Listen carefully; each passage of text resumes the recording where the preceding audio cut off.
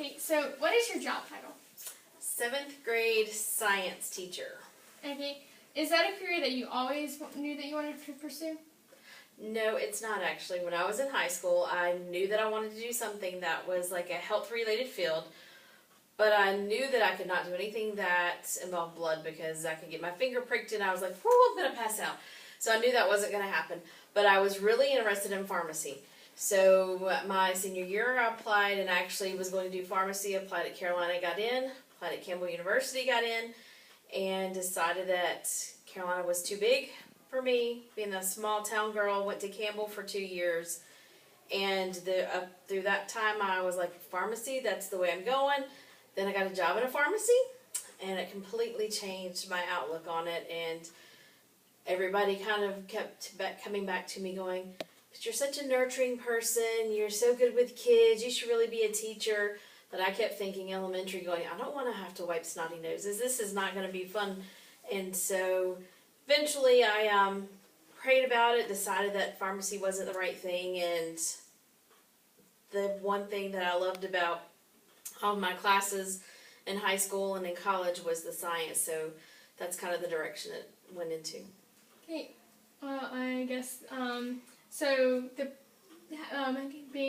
what led to you pursuing that career? Kind of already covered that a little bit. Yeah, the teaching, it was just kind of a combination of things. I think for me it was probably definitely a God thing, because I hit the point after 2 years at Campbell going, okay, so this is costing me a little bit of money because it's a private college, and that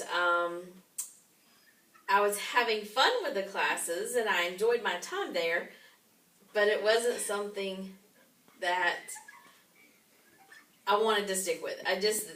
The money would be great, but the enjoyment factor wasn't going to be there. So the job is really what did it for me. When I worked in the pharmacy, it was with a chain pharmacy, and I was just unhappy.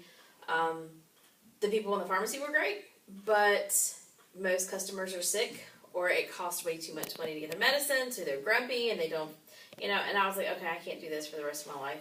So that kind of all played a part in changing up my my career choice. Okay, so what advice do you think you would give me, since I don't really know what I'm going to do a whole lot? So is there anything that...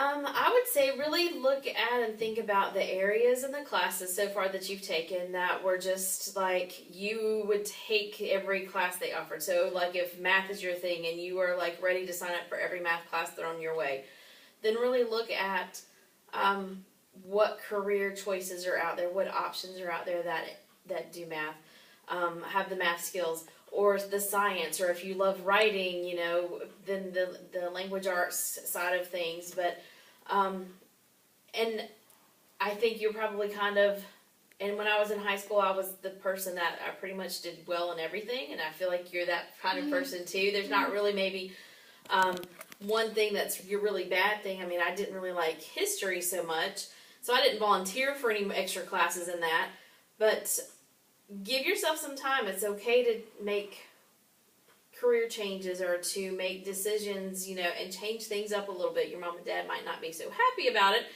but really explore, think about enjoyment. Don't necessarily think about the paycheck.